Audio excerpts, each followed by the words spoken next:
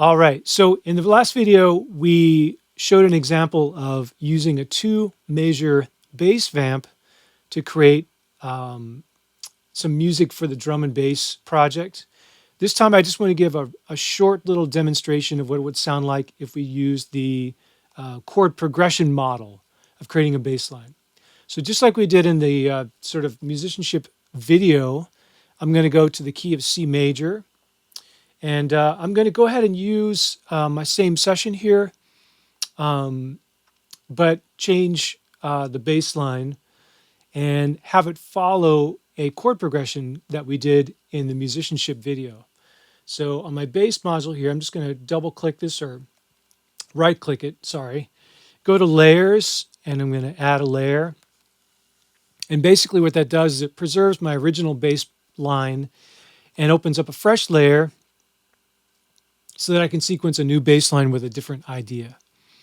And also, to keep things simple, I'm going to play the same drum set groove that we had in the earlier example. So let's check it out.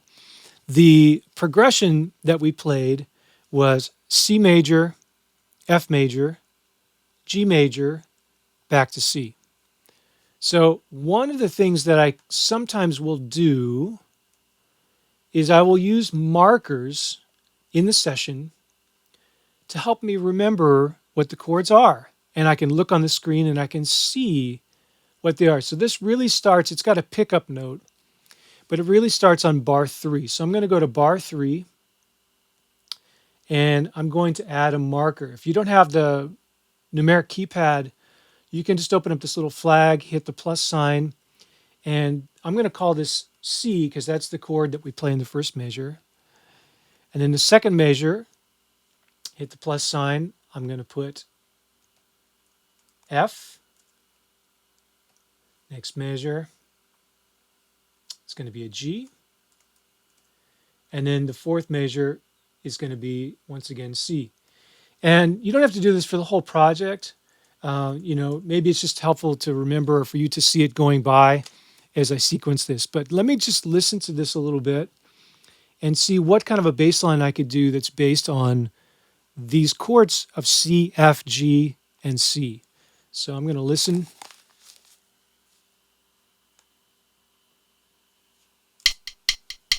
Oh, 1, 2, 3, 4, 2, 3, 4, F, G, and back to C.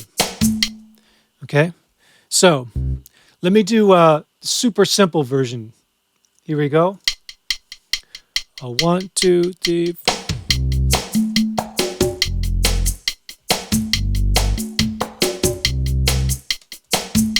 So all I did was just play the root of the chord right on the downbeat.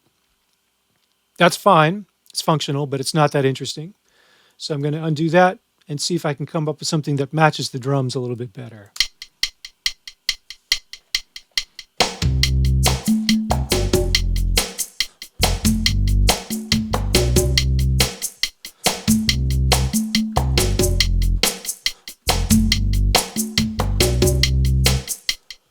So what you might have heard that time was the use of some approach notes. So I started on the C, and I made my way down to F, and at least in the second half of the phrase, I did a chromatic approach to G, and back up to C chromatically again.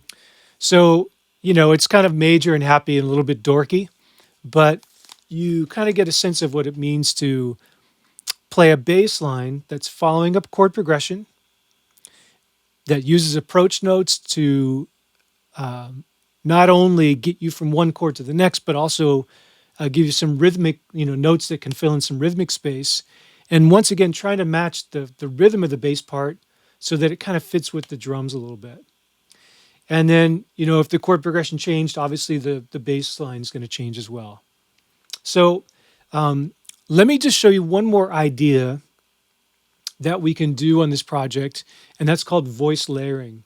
So I have 2 examples on the project sheet for voice layering. One is to take the bass part and literally just double the notes either in a different octave, or to do it on a different voice, like actually double the part on a completely separate track with a totally different bass sound. So in the first example of that, if I take this bass line, and I'm going to double click to open up my edit window here. Here's all the notes that I played. If I highlight all these notes, Command A, and then you can see that I'm starting on a C, right? I'm going to pick one of these notes that's sitting on a grid line. This is going to help me keep it on the grid when I move things around. I'm actually going to press the Alt key, and I'm going to drag this note up 1 octave higher. So right now that note's a G. So I'm just going to click and drag. So now it's an octave higher. And if I did it right, we should hear the bass line now in octaves.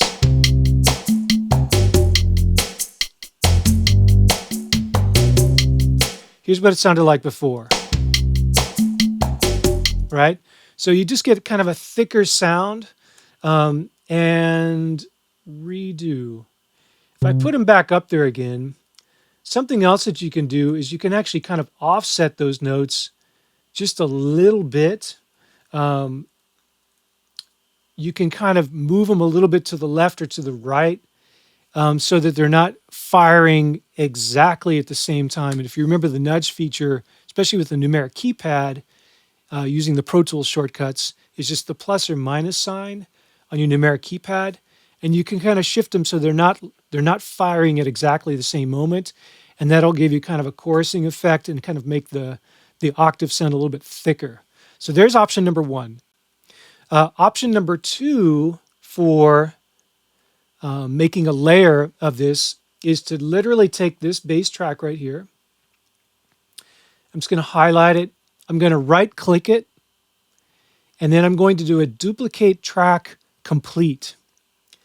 And what it does is it creates a duplicate of that track that's exactly the same thing with the same playlists or layers, everything's the same. Now I go into the voice module and I change it to some other sound. So the one that I sometimes will use is to go to like a percussion voice, like a marimba. And I'll play that bass line on a completely different instrument, like a marimba that has a very percussive kind of a sound. And let me just solo that so you can hear what it sounds like.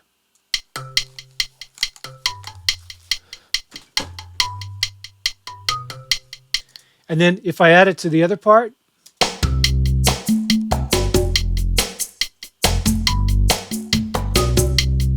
right? So you can kind of hear how it adds something, and you can go to the mixer view and you can change the level or the balance between those two sounds. And it's kind of an interesting way to take a bass line and add another color to it and kind of blend or mix the two together. So that's voice layering option number 2. The last one, and then I'll get off of this video, is to take the snare drum hits and duplicate them on some other pitch. Kind of similar to what we did with the bass line when we made it an octave apart. So if I go to my snare drum hits, okay, so I've highlighted all of my snare drum hits, and what I'm going to do is just Alt, drag, and duplicate those snare hits to be on some other voice.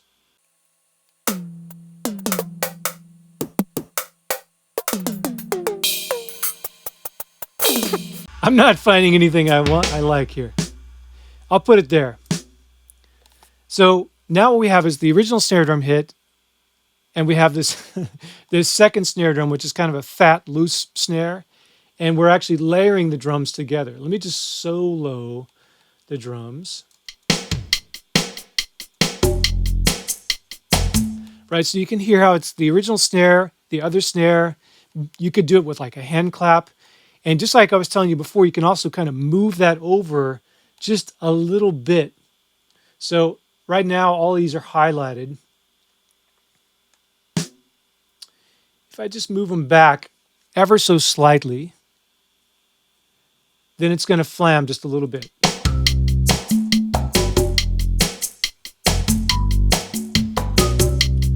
Right, so you get this kind of like thick chorused sound on the snare drum, Again, you can move it to a clap sound or whatever you want. So that's just a quick example of doing a voice layering on the snare drum part. Okay, I'm going to leave it there. Send me your questions about the drum set and bass project, and hopefully this is enough to kind of get you started.